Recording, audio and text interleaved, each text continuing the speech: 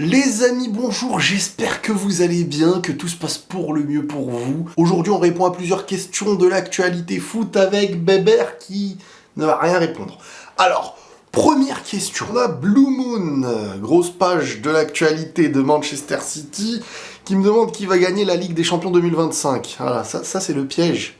C'est le piège du grand favori de Manchester City. Manchester City est le numéro 1 des favoris, voilà, je vous le dis, je m'en fiche. Vous savez pourquoi je dis ça. Est-ce que tu penses que Camavinga peut choper sa place de titulaire et être plus décisif? Oui. Camavinga, je pense que c'est la saison où tout le monde au milieu de terrain sera dans... Parce que ça y est, on est en train, avec les années, de perdre de manière naturelle. On a perdu Toni Kroos par son départ. Modric n'est plus un titulaire indiscutable, on l'a vu cette saison avec son âge et tout. Mais je pense que tous les schémas de jeu cette saison pourront s'intégrer. Et je pense que par la perte de Tolier qui était indispensable, des joueurs comme Tchouaméni, Camavinga, Brahim Diaz, Arda Güler, Modric, vraiment, Valverde, tout le monde va jouer pour sa place.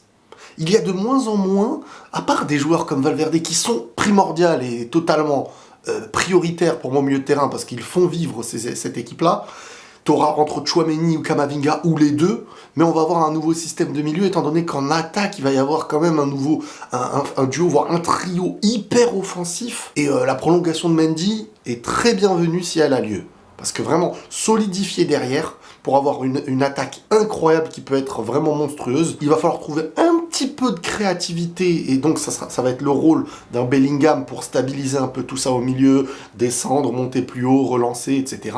Mais sinon, oui, Camavinga a tout cette année vraiment, parce que là on est sur sa troisième année, ou vraiment troisième saison depuis son arrivée.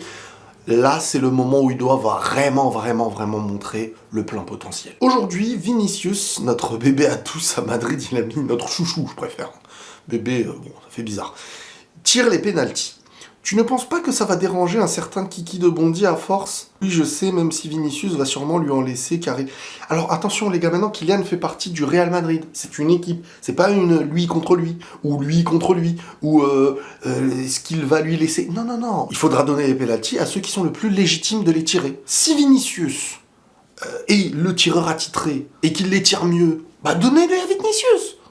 Mais je connais Vinicius, et vous verrez que globalement, ça va se partager, et je pense même que globalement, ce que certains appellent les égos, les plus gros égos, moi j'aimerais bien le voir l'ego de Vinicius, à quel moment il a prouvé avoir un ego qui est déstabilisant par rapport à son effectif. Vinicius est un mec qui déstabilise les adversaires par ce qu'il est, par son comportement et tout, mais rarement, même si ça a déjà eu lieu, pénalise les siens. Moi, vous verrez comment Vinicius se comportera. Mais je pense que le Real est intelligent. C'est quand même un club qui a fait tirer des Ramos devant des Benzema, qui a fait tirer des Cristiano devant les autres. Ils savent structurer l'ordre des choses. Maintenant, Vinicius et Mbappé devront se partager des choses. Parce qu'ils seront les deux offensifs, et ils le feront de manière intelligente. Et vous verrez. Tu trouves pas inquiétant le manque de profondeur en défense au Real ? Quand t'as connu la saison dernière, les gars, entre la blessure d'Alaba, de Militao, de Carvajal, à certains moments de Mendy, je suis pas inquiet, mais je me pose des questions. Comment va revenir Militao? Je pense qu'ils vont tenter quand même de recruter un défenseur, et derrière, un défenseur d'expérience, le temps de recruter un jeune, donc c'est-à-dire le coup d'une année à la Carvalho et tout, par le passé, pour ceux qui ont la ref. Donc voilà, je pense que ça va venir. Et je pense qu'au pire, ils feront descendre un peu plus Tchouaméni de temps en temps, comme ils l'ont fait l'année dernière, en gardant... t'as l'option Camavinga pour jouer au milieu aussi. Je me pose des questions, j'ai envie de voir comment ça va se passer, mais je suis pas encore dans l'esprit d'inquiétude, on va dire. Le football des années 2000 était-il aussi technique qu'aujourd'hui? Petit test. Je pense un peu, c'est juste que plus technique, mais moins efficace. Plus technique, plus de rapport au ballon, mais donc oui, moins d'intensité. Mais l'intensité d'aujourd'hui permet malheureusement moins aux techniciens qui n'ont pas cet excès athlétique de survivre au foot actuel. Je prends les exemples de Dybala, les exemples de Joao Félix. Ils savent jouer au ballon, ils savent faire des différences, mais on leur priorise toujours devant eux des mecs qui sont athlétiques, qui sont compétitifs. C'est un nouveau football. Ça veut pas dire qu'il est moins fort, ce football. C'est qu'il est peut-être moins esthétique dans certains aspects. Bien sûr, après, il y a des équipes comme le Real, City, qui additionnent intensité, plus talent, plus football, plus... Mais globalement, sur la grande échelle, le monde footballistique, avant, t'allais en Ligue 1, t'allais en PL, t'allais en Serie A, t'allais en Liga et tout, t'avais un nombre incalculable de génies qui étaient capables de jouer avec les équipes nationales, t'avais des Pablo Aimar, t'avais plein de joueurs comme ça qui étaient... Tu vois, vraiment, des Vicente, des machins, tout, tu te dis, purée. Et en Italie, n'en parlons pas, bref.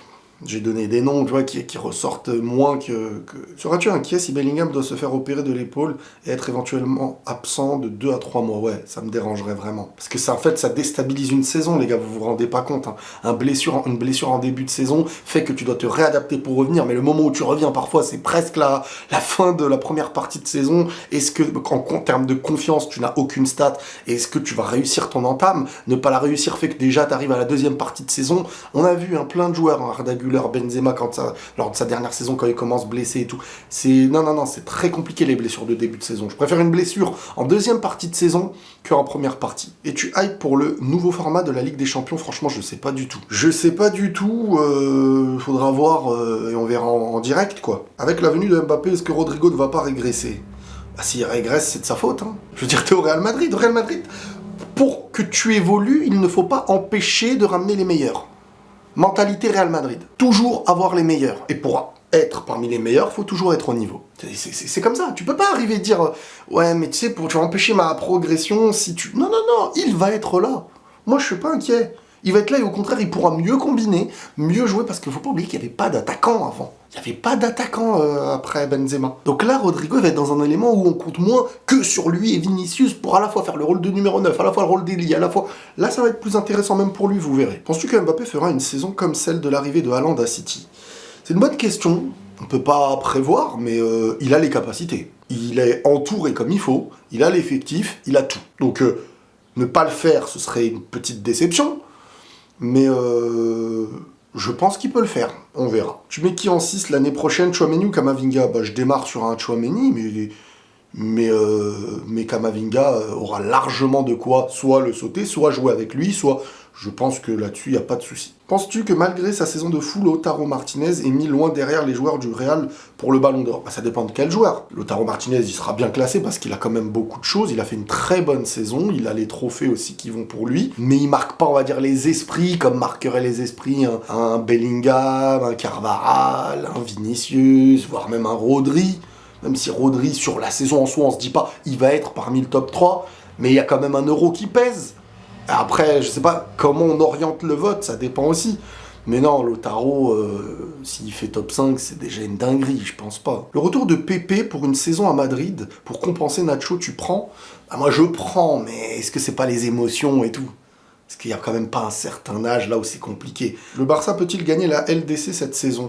Les gars, alors bien sûr, des équipes comme City, s'ils sont sur le passage, si le Barça est sur le passage d'une équipe comme City, etc. et tout, il y a danger, mais t'es pas obligé d'affronter City pour gagner. Le Real peut les affronter, le Real les a déjà battus, donc après tu peux affronter le Real, battre le Real. Je veux dire, les schémas de Ligue des Champions, ça se joue sur des parcours un peu bizarres. Parfois avantageux. Être dans le bon côté du tableau, je veux dire, cette année, pour moi, ils avaient tout pour éliminer le PSG, ça s'est joué sur un fait de jeu, ce fait de jeu a été provoqué par le Paris et tout. Je suis pas là à dénigrer le PSG, mais je veux dire, il y avait clairement les possibilités qui ont été prouvées de les éliminer. Derrière, il y aurait eu Dortmund, et on ne sait pas ce que ça aurait été. Peut-être que Dortmund aurait éliminé le Barça. Je dis pas le contraire, mais on sent que le Barça aurait pu éliminer aussi clairement Dortmund. Donc après, le Barça aurait été en finale, et sur une finale, on ne sait pas. Donc oui, le Barça peut gagner, mais ils partent pas avec en tant que favoris, on va dire. Non, avec des Lamine Yamal de plus en plus décisifs, peut-être Nico Williams, et donc là, tu te retrouveras avec une équipe qui déstabilise.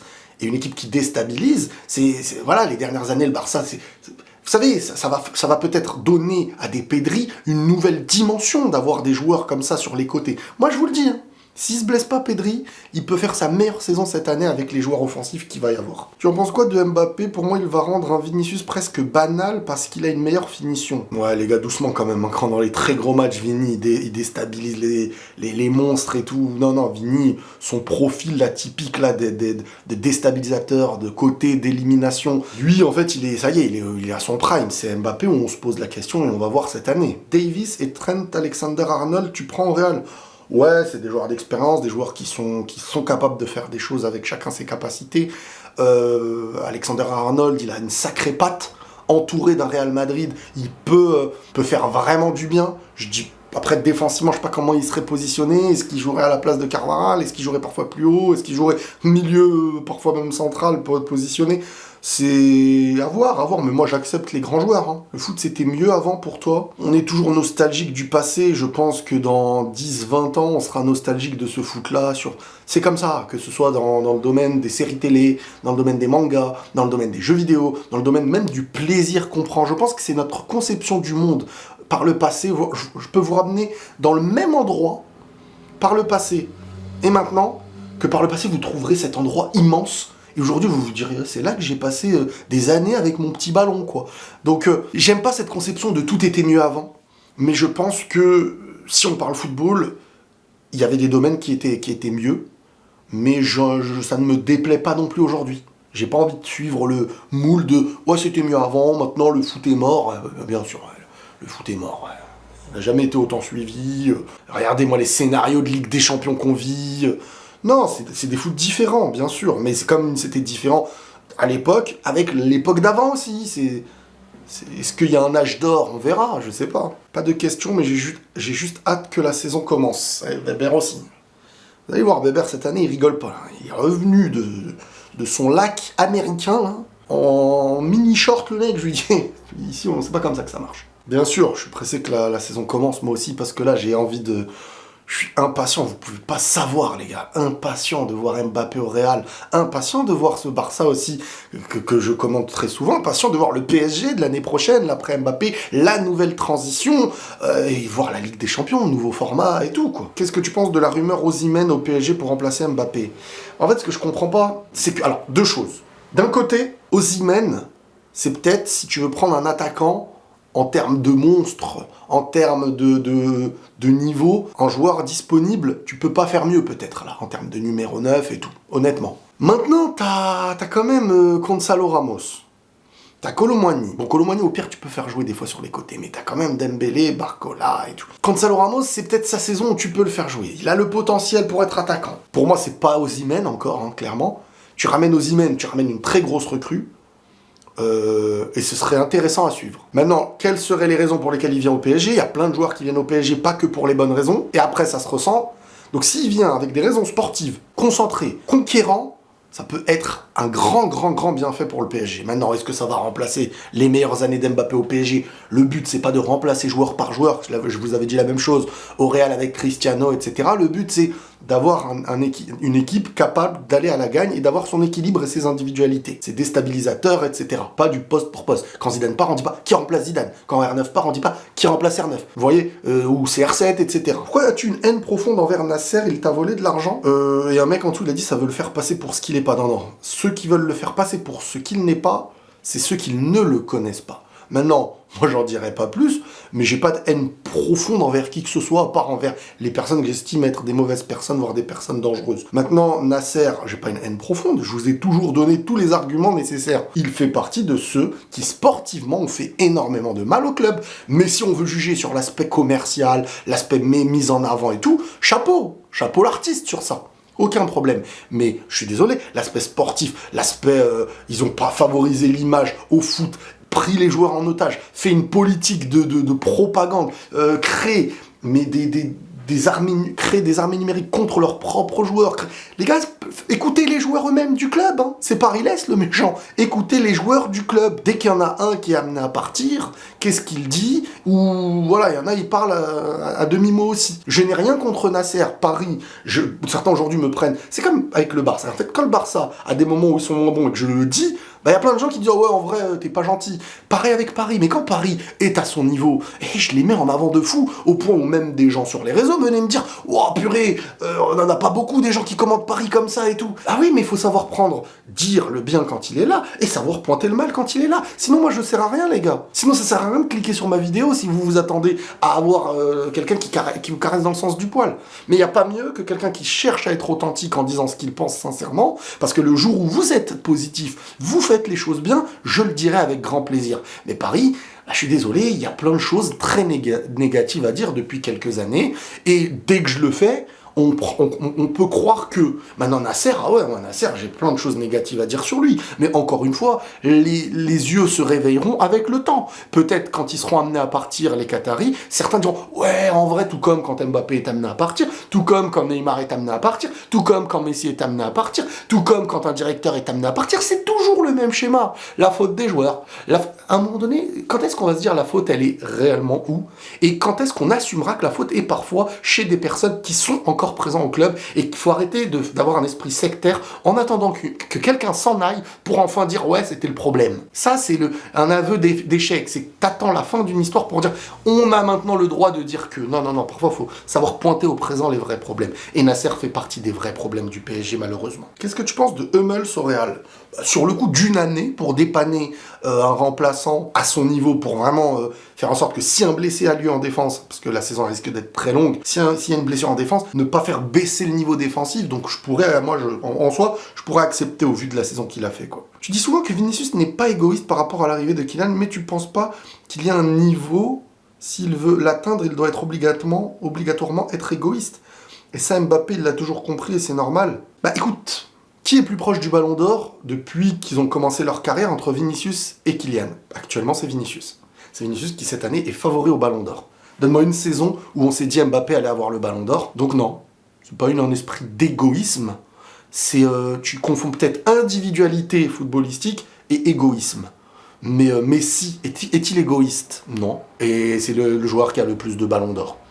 Donc non, ce qu'on appelle l'égoïsme de l'attaquant, c'est avoir cette volonté de faire la différence. Et ça, c'est important. Il le faut, ce genre de joueur. C'est une pensée de se sentir apte à être l'individualité de l'équipe qui fait la différence. Mais quand t'as Gareth Bale, quand t'avais Cristiano ensemble aussi, les deux de base étaient dans cet esprit. Mais c'est des gens intelligents qui ont une carrière, qui ont été formés, qui savent que il faut être cohérent à un effectif. Tout comme un entraîneur et un président sait qu'il faut avoir des joueurs à mettre autour aussi de ces individualités. Donc pour moi, non.